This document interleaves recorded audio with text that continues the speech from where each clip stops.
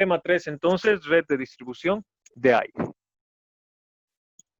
Un cachito de micrófono, muy bien. Red de distribución de aire, tema 3. ¿Qué es una red de distribución de aire? Es el conjunto de elementos que tienen la misión de transportar el comprimido a los puntos de consumo. En el diseño de la red de distribución se deben perseguir los siguientes objetivos: minimizar las pérdidas de carga, facilitar la extracción de vapor de agua condensado, facilitar el montaje y mantenimiento de la instalación. Las pérdidas de carga hasta los puntos de toma de la red deben ser inferiores al 5% del valor de la presión de trabajo y dependen fundamentalmente de la velocidad de circulación del aire. En todo caso, debe ser inferior a 10 milisegundos. La velocidad de circulación depende del consumo de aire, caudal volumétrico y del diámetro de la tubería. Aquí tienen la formulita de caudal volumétrico. Caudal volumétrico se representa por esta Q, lo tienen acá, que es en metros cúbicos sobre segundo. Tienen volumen y tienen el tiempo. Aquí dije milis, ¿no? Aquí hay un error, me equivoqué. Acá es metros sobre segundo. Existen dos configuraciones de trazados básicos: final de línea muerta y conducto principal en anillo. Entonces, esto es pregunta de examen. ¿Qué configuración? O sea, ¿a qué nos referimos con esto de configuraciones de trazado básico? Nos estamos refiriendo a un armado de circuito. Cuando hablamos de la parte eléctrica, por ejemplo, tenemos circuito abierto, circuito cerrado, ¿verdad? Tenemos circuito paralelo, circuito en serie. En el caso de la parte neumática vamos a tener dos: final en línea muerta y conducto principal en anillo. Veamos, final de línea muerta. Se constituye por una sola línea principal, de la cual se desprenden las secundarias y las de servicio, tal como se muestra en la figura. Entonces, ustedes se fijan acá, estos dos objetos. Bien, ahora sí. Estos dos objetos de acá que yo estoy seleccionando con el cursor llega a ser lo que es el compresor de aire, ¿sí? Este compresor de aire es el que va a generar el aire comprimido y va a este recipiente, ¿verdad? Que también lo hemos denominado como depósito de aire comprimido. Tenemos acá una tubería. Esta es la tubería denominada tubería principal. Todo lo que yo estoy seleccionando, o sea, la línea azul gruesa, ¿sí? Esa es la línea principal. Cuando hablamos de tubería, por ejemplo, en el gas, los que tienen gas en su casa, está pintado, por ejemplo, de color amarillo, ¿verdad? En normativas, la parte neumática, cuando ustedes vean tubos pintados de color azul, es para parte neumática. Es el mismo tubo, por ejemplo, este principal, que podrían trabajar como el del gas natural, ¿sí? Vamos a ver más adelante tuberías, pero pintado de color azul. Entonces, si se fijan, ¿por qué se denomina línea muerta? Porque acaba en este punto, ¿sí? O sea, no vuelve. Viene por acá, se reparte y acaba, y muere en este punto. Alguien dirá, pero allá hay otro similar. Si estos se les denominan, estos negritos de acá se les denomina escape directo, ¿sí? ¿Por qué se le denomina escape directo? Son componentes que más adelante también los vamos a ver dentro, los que son la parte de componentes. ¿Qué hace lo de acá? El aire que va presionando, que va soltando, va escapando por acá, ¿sí? O también podemos utilizar los famosos purgadores también, ¿sí? Purgadores que ya sabemos que es un purgador, ¿sí? Más adelante vamos a ver qué tipos hay, qué tipos existen. ¿Y cuáles son las líneas secundarias? Son estas de aquí. Ustedes ven como un codo que va hacia arriba y baja, ¿verdad? Estas son las líneas secundarias. ¿Qué son las de servicio? Las de servicio ya estamos hablando acá, que van a ir herramientas neumáticas, que también ya hemos visto, ¿sí? Entonces a esto se le denomina el punto muerto. Viene del depósito, sale, reparte y muere acá, ¿sí? Hagan de cuenta que el aire que no se está utilizando y va escapando por acá, para que un poquito tengan idea. Se lanza una única tubería de trabajo. Ojo, esto es re importante, con una pendiente del 1 al 3%. Si ustedes se fijan acá, fíjense el tubo, La parte punteada es como si fuera la pared, ¿sí? Entonces, si se fijan, el tubo está en un nivel, pero poco a poco va bajando el nivel. Fíjense, va bajando, va bajando, va bajando. A eso se refiere con que debe tener una pendiente del 1 al 3%. Conducto principal en anillo. En esta configuración, la línea principal constituye un anillo tal cual se muestra en la figura. Esta distribución tiene la ventaja de alimentar aire por todos lados a un punto de consumo elevado, lo que permite minimizar la caída de presión. Igual, compresores de aire, depósito de aire comprimido y fíjense, viene por acá y es un anillo, o sea, tiene un retorno. Es un circuito cerrado, si vale el término, para que ustedes entiendan con la parte de electricidad. Fíjense, también puede ir por acá y tiene sus escapes o sus purgadores. ¿Está bien? También tiene sus líneas secundarias. Una desventaja importante de un sistema es la falta de dirección constante de flujo. Importante estos dos porque la tarea de mañana tiene que ver con esto. ¿Está bien? Sigamos. Acá hay otro ejemplo. Esquema de una red, distribución del aire comprimido. Si se fijan, aquí tengo la compresora central, los estranguladores, ya van a conocer más de definiciones, de simbologías, y fíjense, va en anillo. Todo esto, configuración de anillo, y puedo tener derivaciones para tener otro anillo dentro del anillo. ¿Sí? Si se fijan, tiene el recorrido del aire comprimido, los escapes, aquí por ejemplo tienen consumo, acá la purga, ¿sí? Aquí hay una purga automática que vamos a ver más adelante. Acá tienen ya una imagen un poquito más notoria, ¿no? Fíjense, esta parte de aquí llegaría a ser el depósito y el compresor de aire comprimido.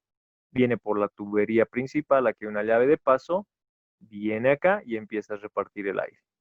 ¿Sí? Fíjense, acá hay tuberías que van uniendo para que haya la repartición de aire. Aquí tenemos la purga o escapes directos. Fíjense, aquí tenemos ya herramientas neumáticas. ¿Está bien? Acá hay un panel también, un control. Líneas secundarias. Cuando hablamos de las líneas secundarias nos estamos refiriendo a esto, ¿no? De lo que deriva. ¿Está bien? Fíjense, deriva, voy a volver, y estas derivaciones, esos como coditos que hemos visto, como los bastones que se utilizan para la cometida, más o menos. Se derivan de la línea principal para conectarse con las líneas de servicio. El caudal que por allí circula es el asociado a los elementos, exclusivamente por la tubería. Conducto de línea secundaria, fíjense, viene la tubería de aire y viene la tubería secundaria. Este es para aire.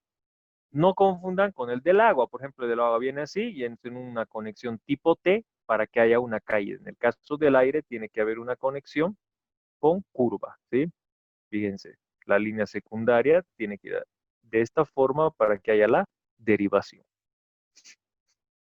Estas líneas se toman de la parte superior del conducto principal para impedir que el agua condensada del conducto principal entre ellas. ¿Por qué? Ustedes saben que va a generar un vapor de agua, un punto de rocío, ¿verdad? Esas pequeñas gotitas de rocío que ya habíamos hablado. Es por eso que se hace esto. Al tener esta caída que nos indica, al tener esta caída es para que esa agua acumulada, ese punto de rocío acumulada, vaya cayendo, ¿sí? Vaya yendo donde a los purgadores o escapes directos, ¿sí? Entonces, ¿a qué va eso? Que si nosotros hacemos de esta clase, obviamente va a caer por acá y va a ir a la herramienta neumática, que no tiene que. Pero si construimos de esta manera, obviamente el punto de rocío, las pequeñas gotas de agua que van a quedar por acá, ¿qué es lo que va a hacer? Va a pasar directo. ¿Sí? Es por eso el motivo por el cual se hace este tipo de línea secundaria. Tuberías de servicio. Son las que surten en sí aire comprimido a los equipos neumáticos. En sus extremos tienen conectores rápidos y sobre ellas se ubican las unidades de mantenimiento. Entonces, fíjense, viene la línea principal, el escape directo al purgador y vienen las líneas secundarias. Y acá ya están diferentes tipos de herramientas neumáticas. Aquí hay llaves de paso, todo eso, ¿sí? Sigamos.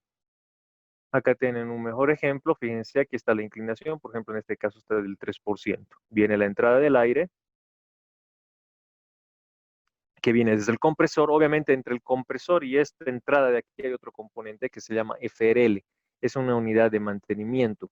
Sí, FRL es una unidad de mantenimiento, lubricación, filtrado, ¿sí? Para que ayude al recorrido y al mantenimiento también de los equipos. Eso lo vamos a ver más adelante. Pero entra el aire, fíjense acá, ya viene la unión, el codo, viene y va a ir a la herramienta neumático. Tiene un grifo de purga, tiene un grifo para permitir la entrada y salida del aire, puede tener un barómetro, manómetro, fíjense que hay un acumulador. Entonces ese es el principio, el funcionamiento principal, la función principal. Tenemos acá otro. Viene el compresor, la caída y fíjense, está bajando. ¿Está bien? Por ejemplo, estos de acá se los denomina FRLs. ¿Sí? Y de acá ya podemos conectar a lo que son herramientas neumáticas que vamos a utilizar. Válvulas de drenaje. ¿Sí? ¿Qué son estas válvulas de drenaje? Esto que hablábamos hace rato, ¿sí? Esto que hablábamos hace rato, la famosa purga, los purgadores. Voy a volver hasta acá, estos puntos negros, ¿sí? Estas son denominadas ya válvulas, fíjense, de drenado. Entonces vamos a ir a ver la parte teórica de las válvulas de drenaje. Válvulas de drenaje automático, purgas. Estas válvulas deben ir en sitios donde exista la necesidad de desalojar condensados, por ejemplo, filtros, separador centrífugas, piernas de drenaje, tanque, etc. La función de estas consiste en abrirse cada cierto tiempo para comunicar el sitio donde existe el condensado con el exterior, permitiendo que éste sea desalojado. O sea, aquí lo que denominamos la purga, ¿verdad? Se saca, por ejemplo, acá tenemos acá tenemos, se va condensando. Acá todo ese punto de rocío que va quedando se va acumulando. Vuelvo a repetir, es por ese motivo que tenemos la caída del aire comprimido, perdón, del tubo, la caída del 1 al 3% para que pueda llegar a estos puntos, lo que son esos desechos, por así decir. Todos sabemos que tiene un filtro el compresor, pero no siempre el aire entra puro. Después de la llave de paso, para que entre un circuito neumático, también podemos tener el FRL, pero de la misma manera puede ser que en el recorrido del tubo se genere algún tipo de partícula o el punto de rocío. Válvulas de drenaje automático mecánico.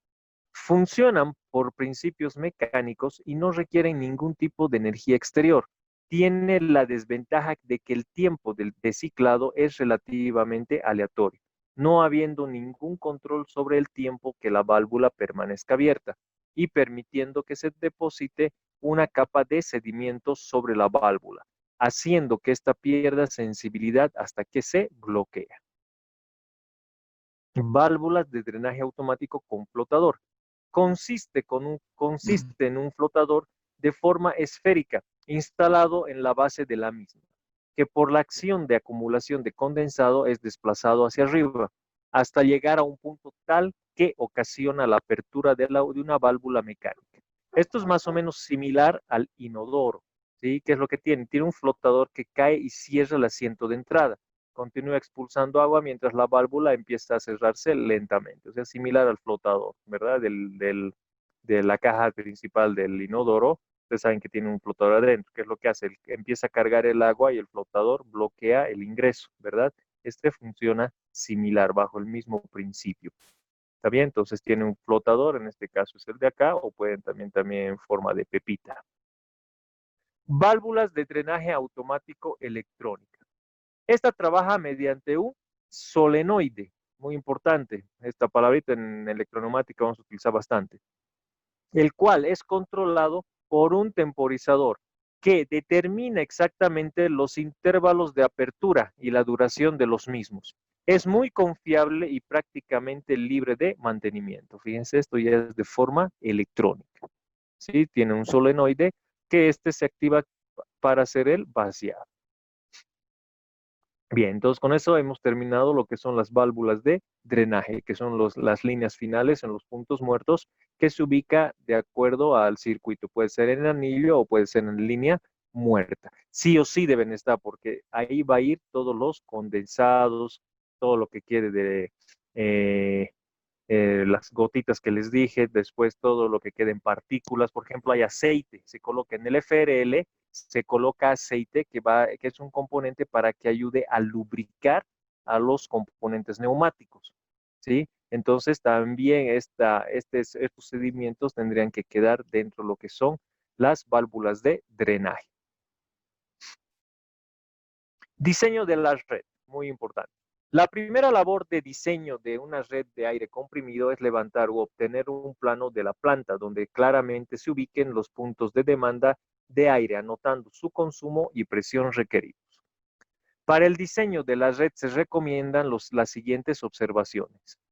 Iniciar el proceso de diseño de una instalación, investigando los requerimientos de aire comprimido para todas las aplicaciones que se usarán y su ubicación en la planta. Procurar que la tubería sea lo más recta posible con el fin de disminuir la longitud de tubería. Ojo, ¿no? Cuando se refiere recta con 1 a 3% de inclinación. Longitud, número de codos, empalmes T y cambios de sección que aumentan la pérdida de presión en el sistema. La tubería siempre debe ser instalada aéreamente. Una tubería enterrada no es práctica, dificulta el mantenimiento e impide la evacuación de los condensados. Si se han fijado acá, esta característica, toda la línea punteada, hagamos de cuenta, es el ambiente. Acá hay un cuarto donde está el depósito y los compresores. Y acá hay otro ambiente, ¿sí? Donde se va a hacer el trabajo, ¿sí? ¿Qué quiere decir? Si ustedes se fijan, el tubo va por el aire. Pero ojo, bueno, es un poco complicado explicarles, pero no va empotrado a la pared, o sea, no va como un conductor eléctrico que agarramos unas grapas y clavamos para que esté contra la pared. Tiene que haber una distancia, más o menos una distancia entre 20, 30 centímetros de la pared hacia el tubo. ¿Sí? Espero me estén entendiendo esa parte. O sea, el tubo no tiene que ir pegado contra la pared, tiene que ir alejado de la pared, o sea, aéreamente. ¿Sí? Eso es muy importante, demasiado importante a la hora cuando nosotros podamos, a la hora cuando, a la hora cuando podamos colocar lo que es la tubería principal.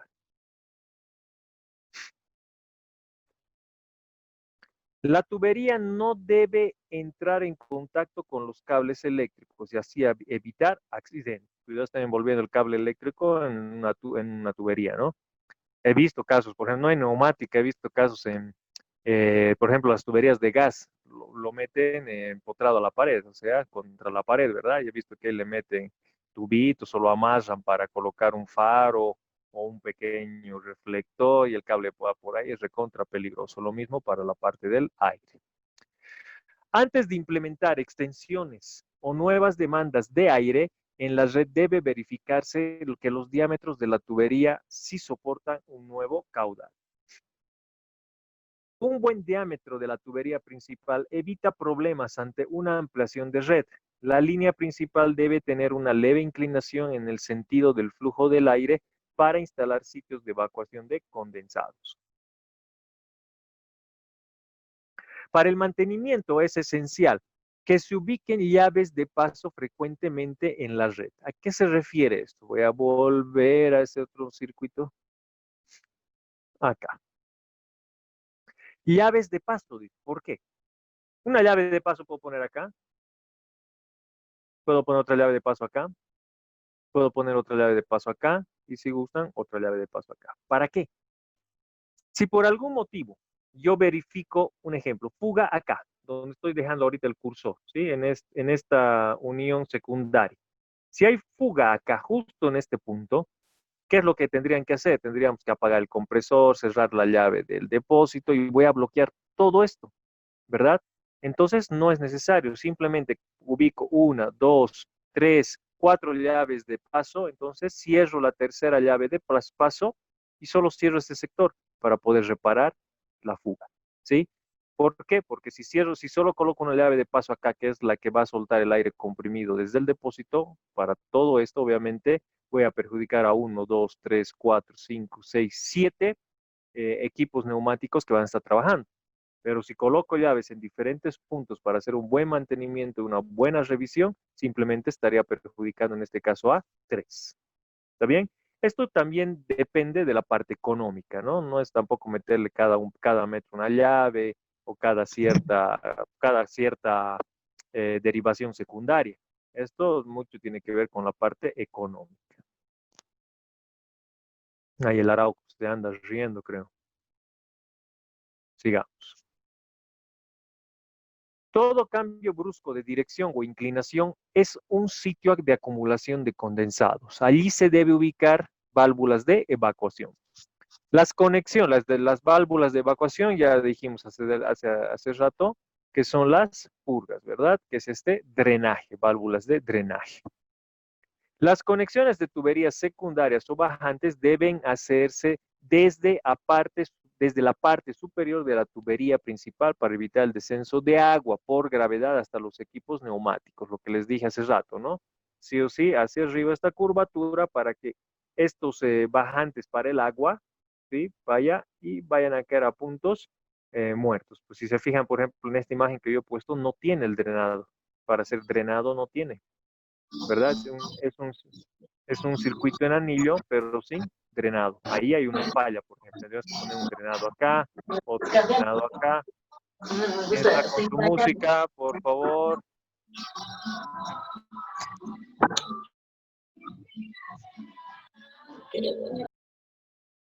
Obando, Sí, ya a ver, de una entonces vez de COGT. acá nos falta lo que son los drenados. Selección del tamaño de tubería. Parámetros. Los parámetros, pregunta de examen. Presión, caudal, pérdida de presión y velocidad de circulación. Presión. Se debe estimar la presión a la cual se desea trabajar para establecer el funcionamiento de red. Generalmente en una industria el aire comprimido tiene como presión 7 a 9 bar. Esta parte es importante. Cuando han hecho la tarea de herramientas neumáticas, se han debido percatar de que todas las herramientas neumáticas no trabajan a una misma presión. Hay herramientas que trabajan a 3 bar, 4 bar, 7 bar, 1 bar. Entonces, cuando nosotros trabajemos con el compresor de aire, sabemos que va a tener una presión de aire el acumulador, ¿verdad? En este caso, el depósito de aire comprimido. Y va a haber otra presión de aire que nosotros vamos a distribuir en la red principal. Ya saben cuál es la red principal. Entonces, si yo tengo herramientas neumáticas de diferente tipo de presión de trabajo, obviamente no es de que tengo que comprar un compresor para cada una o tengo tres herramientas, dos de 6 bares y uno de 4 bares. ¿Qué hago con la de 4 bares? No, ni modo, no usaremos. No, no es así. ¿Sí? Se puede regular el ingreso de presión de aire para cada herramienta neumática. Hay diferentes tipos, por ejemplo, tenemos válvulas estranguladoras, reguladoras, de acuerdo a manómetro, barómetro, o utilizar lo que es el famoso FRL, que vuelvo a repetir, lo vamos a ver ya la siguiente clase. ¿Está bien? Entonces podemos utilizar diferentes herramientas neumáticas de diferente presión de trabajo con el mismo compresor, obviamente trabajando a una única presión de aire comprimido. Caudal. El caudal de la red deberá ser diseñado con base en la demanda de las herramientas y máquinas. Pérdidas de presión. Los componentes de una red de aire comprimido como codos, empalmes, en T, cambios de sección, unidades de mantenimiento y otras se oponen al flujo generando pérdidas de presión. La caída de presión desde el tanque al extremo de la derivación de la tubería no debe superar los 0,3 bares. En este caso, bueno, voy a hacer el videíto, espero poder hacerlo el miércoles, me toca ir a la ciudad. Entonces, ¿qué es lo que pasa? ¿A qué se refiere pérdida de presión? Si yo tengo un taladro neumático, ¿sí? Ahorita mi taladro neumático trabaja con 6 bar. Mi compresor está con 6 bar. ¿Qué es lo que va a pasar el momento que yo active dijimos, la pista? Perdón, se me fue. ¿Sí? ¿Qué es lo que va a pasar? Voy a volver a poner el ejemplo, por favor. Tengo la herramienta neumática, ¿sí? Que dijimos que es un taladro neumático. Trabaja 6 bar. y mi presión está con 6 bar. Entonces, cuando yo haga trabajar al taladro neumático, ¿qué es lo que va a pasar? Ese instante va a haber una caída de presión, ¿sí? Esa caída de presión, lo que tengo que hacer, ¿qué es lo que va a pasar? Tiene que volver al punto normal, o sea, digamos de 6 bar, va a bajar un ejemplo a 5 bar, pero tiene que establecerse para que trabaje con 6 bar, ya que eso estoy dejando circular por mi presión de aire. Velocidad de circulación. Esta velocidad debe controlarse puesto que su aumento produce mayores pérdidas de presión. Tuberías y conexiones. Para elegir el material de los tubos utilizados en redes de aire comprimido, hay que tener en cuenta los siguientes factores: calidad del aire comprimido, trabajo de montaje, costos de material, rigidez de los materiales, coeficiente de dilatación térmica del material, experiencias y conocimientos en materia de las técnicas necesarias. ¿Qué tipos de tubería hay? Pregunta de examen también. Tubería de gas, tubería de acero inoxidable, tubería de cobre, tubería de goma, tubería PVC. ¿Sí? Todos esos tienen que mencionar. Tubería de gas estándar, SGP. El conducto de aire es normalmente un tubo de acero o de hierro maleable. Tubería de acero inoxidable. Se utilizan sobre todo cuando se requieren grandes diámetros en líneas de conductos largos y rectos. Tubería de cobre. Se nos va el tiempo. Cuando se requiere resistencia a la corrosión, al calor y una rigidez elevada. Su música, por favor. Se puede utilizar tubos de cobre con un diámetro nominal de hasta 40 milímetros, pero resultarán relativamente caros para diámetros mayores a de 28 milímetros. Por favor, alguien está con su música. Tubería de goma. La manguera de goma o de plástico reforzado es la más adecuada para herramientas de mano neumática manuales, puesto que ofrece flexibilidad para la libertad del movimiento del operador. Tubería de PVC. Se utilizan normalmente para la interconexión de componentes neumáticos. Sistemas de conexión recontra importante. Conexión neumática. Conexión neumática, también conocida como racor neumático. ¿Ya? Cuidado, confundan con otro tipo de uniones que tiene que ver con plomerías. En la parte neumática, por ejemplo, a los codos, uniones, empalmes, se lo denomina racor neumático. Es un componente utilizado en los sistemas neumáticos para realizar interconexión de sus elementos, tales como cilindros, válvulas, unidades de mantenimiento, entre otros. Su uso principal es para el aire comprimido, pero en algunas ocasiones se puede utilizar con algunos otros fluidos. Estos se pueden encontrar en diferentes formas. Acá tienen los racor. Sí, estos son las uniones. Si se fijan, similar a plomería. Tenemos, a ver, uno tipo T, unión, para empalme, tenemos con tenemos tipo rosca y lo que es el racor, o sea, el racor a presión y tipo rosca. La conexión neumática también puede ser utilizada para diferentes mangueras, para diferentes materiales de manguera, como son ya está, me aplacé, poliuterano y nylon, siendo el poliuterano el más utilizado. Este es el que vamos a utilizar en la parte neumática. Existen diferentes tipos de racores neumáticos y una gran variedad de tamaños con opción en conectores metálicos y plástico. Tenemos conexiones neumáticas para mangueras métricas o estándar de rosca. 1/8, 1/4, 3/8, media pulgada. Con roscas tipo R, NPT y G. Así como para mangueras métricas, 4 milímetros, 6 milímetros, 8 milímetros, 10 milímetros, 12 milímetros, 14 milímetros. Todo esto es importante. Ustedes se fijan, similar a lo que es plomería, ¿verdad? Manejamos con los diámetros en pulgadas y lo que es el tipo de manguera. Ahorita las vamos a mencionar. Tipos de conexiones neumáticas. Acá tienen algunos. Rápidamente lo voy a hacer porque nos queda poco tiempo. Conexión neumática con codo rosca macho. O sea, tiene la rosca y tiene para que entre el racor neumático. La manguera. Aquí entra la manguera. ¿Sí? Esto, por ejemplo, es para que vaya al compresor, por ejemplo. ¿Sí? Esto se une al compresor porque no los compresores no vienen con este componente. Tenemos que comprarlo. se enrosca, ¿sí? Y tenemos ya el raccord para unir la manguera neumática. Conexión conexión recta con rosca macho. Fíjense acá, tenemos también, esto lo vamos a utilizar, por ejemplo, va a estar en las válvulas. En las válvulas y también vamos a tener en los cilindros. Acá tenemos recta con rosca hembra, sabemos diferenciar, ¿no? La parte macho y lo que es la hembra, o sea, la rosca está interna. Acá tenemos unión codo, fíjense, esto ya es para manguera directamente, ya no viene con rosca. Estos componentes pequeños, así como ustedes ven, soportan 4 bar, 5 bar, 8 bar acá la manguerita. Conexión neumática, unión recta, por ejemplo, fíjense, para largas, ¿no? Este es como para hacer un empalme, ¿verdad? Conexión neumática en T, acá tienen tipo T para poder hacer distribuciones. Conexión neumática en Y, fíjense.